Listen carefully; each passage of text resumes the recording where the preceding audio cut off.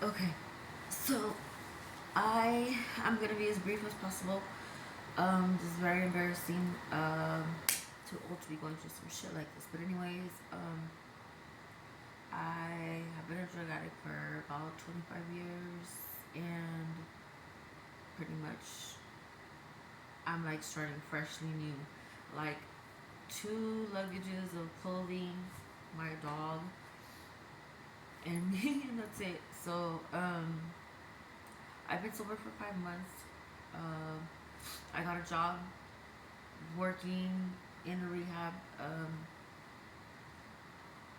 It just seemed like the easiest thing and to keep myself sober and to like help somebody else the way I was helped. Um, the problem is that my first job I had a lot of issues because things that were not being done correctly, so I had to quit that job.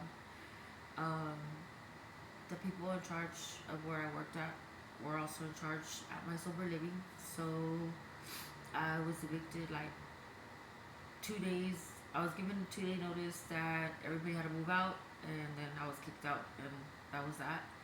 So I was in the street, and then I got this little teeny tiny RV for like $600, and that went so super bad because it was illegally parked. It didn't have no tags. It didn't have a window. The sewer system did not work.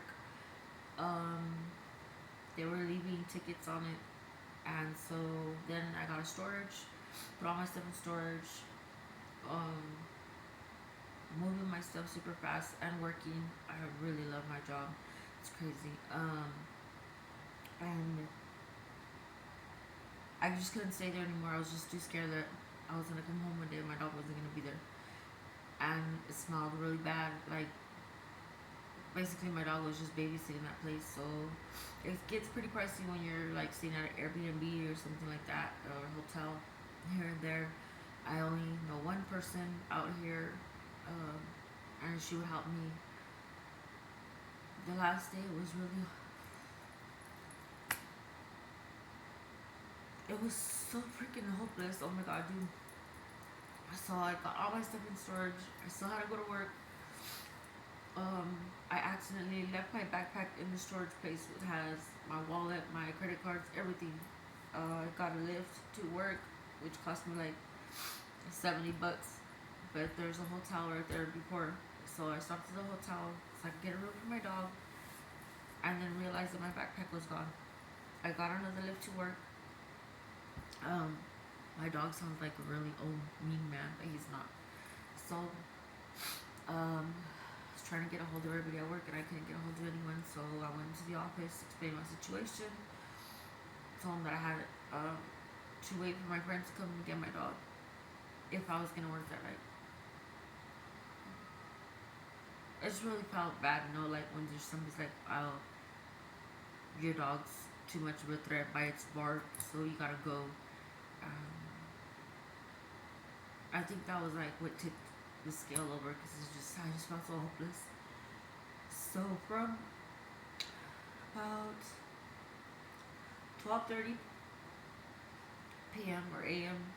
until like 4:30 in the morning, I sat at a bus stop with my dog,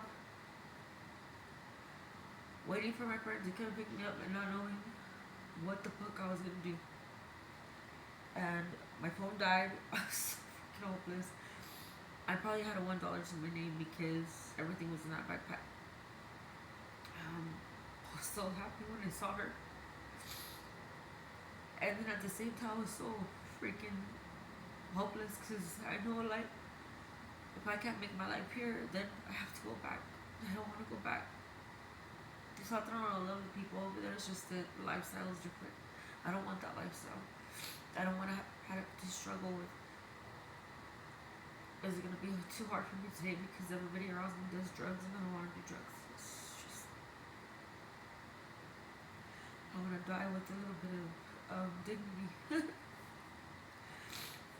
So that night I had to quit my job. You know, it was, I don't know what to do.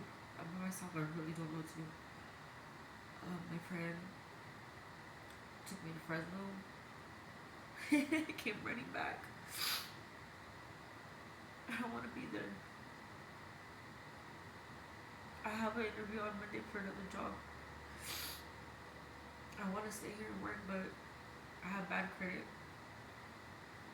I stopped going to school after I saw a murder. I just saw this kid just bleed to death. And I didn't want to go to school anymore. Right now, I really need to go to school so that I can work in the field that I work in. I've always worked with having patients, and so now it's like I'm literally in the street. I can have like $200 left remaining. I want to stay here. I don't have an apartment. I don't know how to manage money. I don't have a car. I was literally paying like $300 a month just to take the train and the bus to work. My first job. My second job was 7 minutes away from my house.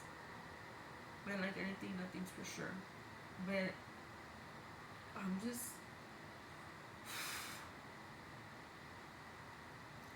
somebody has just a little bit extra that they can give to this retarded person, I would appreciate it. Thank you.